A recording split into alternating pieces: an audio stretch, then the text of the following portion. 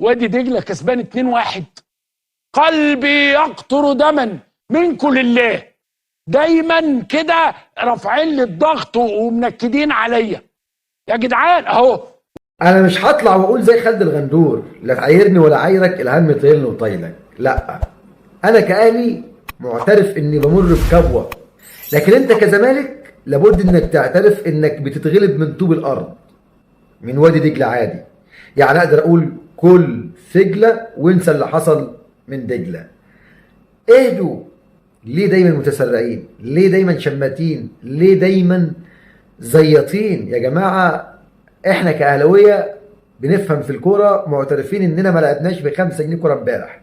عشان كده الحمد لله اللي احنا خسرنا 2-0 بس.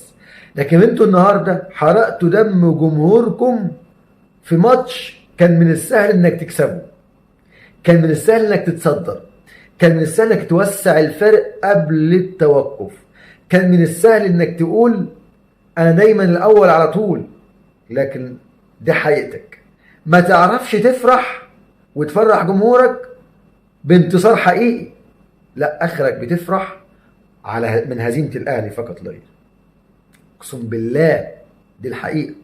جمهور الزمالك عمره ما بيفرح الا اذا هزم النادي الاهلي او تعادل، لكن انه ناديه يفرحه لا عادي. ما هو بيتغلب من وادي دجله، وقبل كده كان بيتغلب من انبي، وكان بيتغلب من طلائع الجيش، وكان بيتغلب فاكرين طلائع الجيش 2-1 و2-0 3-2 و3-0 فاكرين المقاولة العرب. ده لسه اول ماتش في الدوري اهو.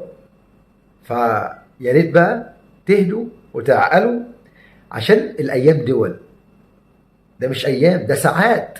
احنا لعبنا امبارح، انتوا لعبتوا النهارده. ناصر مسمينه ايه؟ ناصر ماهر ايه؟ كوستا او كانوا عليه ايه؟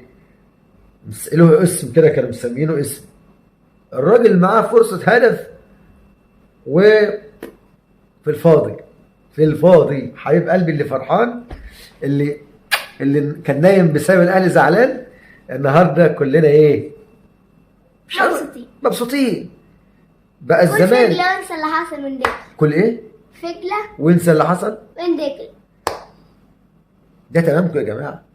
دجله مين ده؟ ده الاهلي كان بيحط عليهم مغمض عينيه والله. دجلة يعني ان دجلة اتعادلت مع بيراميدز وكسبت الزمالك يعني. لا اقول لك ايه؟ لا واحد لك ايه؟ هات سلم منزل شوف ترتيب الاهلي تحت. يا مشجع يا كوميدي، يا مشجع يا كوميدي. احنا لعبنا 4-5 ماتشات. احنا لعبنا الدوري. أيوة. كل الانديه لعبت 5 ماتشات، ده 5 من اصل 21 فرقه. يعني لسه ايه؟ لسه بدري. وكويس ان يا عمر الحاجات دي بتحصل مع النادي الاهلي في اول الدوري. تخيل لو انت مثلا بتصدر الدوري وفرق 5 نقط، تيجي انت زي بيراميدز كده، تصور انت تيجي تتغلب في الاخر مثلا والزمالك ياخد منك الدوري، دي تبقى مشكله. لكن انك تتعثر في الاول وتستفاد من اخطائك، دي في حد ذاتها الحمد لله. عمرو اديب الزمالك كسبت اول ماتش صح؟ وتاني ماتش تعادلوا مع المقاولين العرب. ايوه، وتالت ماتش كسبت فاركو. ايوه. ورابع ماتش لما ابو جبل فوت لهم الجول. فاركو ولا مودرن سبورت؟ لا مودرن. ايوه فوت لهم. كان ماتش يعني 3. هم كسبوا 3 وتعادلوا، عشان كده خسروا النهارده. وخسروا ان شاء الله ماتشاتكم كلها كانت خسائر. الاهلي مش خسر غير مباراه واحده يا اخي، والحمد لله يعني هي جت على قد كده. المدير الفني زعلان، بقول لك اللعيبه استهترت. المدير الفني بقول لك للاسف راهنت على اللعيبه. بقول لك للاسف راهنت على اللعيبه واللعيبه خذلوني. في كلام بقول لك ان المدير الفني هيمشي على طريقه النادي الاهلي. غضب جماهير الزمالك بسبب الهزيمه المفاجاه. هي بالفعل مفاجاه. انا كنت بقول لك ايه؟ انا كنت متوقع الزمالك هتكسب. اصل وادي دجله يعني مع كامل احترامه والتقدير كنا بنقول وادي دجله. اصغر مدرب محمد الشيخ مدرب وادي دجله. اصغر مدرب كسب مين؟ طب عايز اقول لك على حاجه. احمد السيد زيزو كان بيلعب فين؟ زمان في وادي دجله. ابننا يعني ان شاء الله تتوقع الاهلي بعد التوقف بتاع المنتخب ده باذن الله هيرجع الاهلي حديد. اقول لك ليه؟ وهيركب الدوري. ايوه اقول لك ليه؟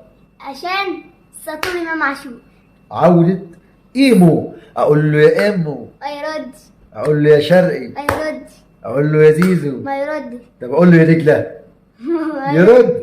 يرد. ما هو دجله رد اهو. ايوه.